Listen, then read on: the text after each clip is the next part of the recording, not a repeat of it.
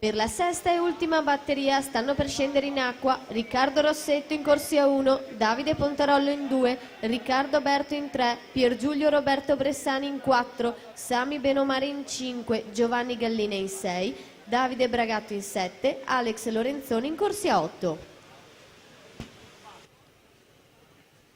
In acqua la quinta e penultima batteria dei 100 stile ragazzi, secondo terzo anno, Nicola Lorenzetto 26 e 61.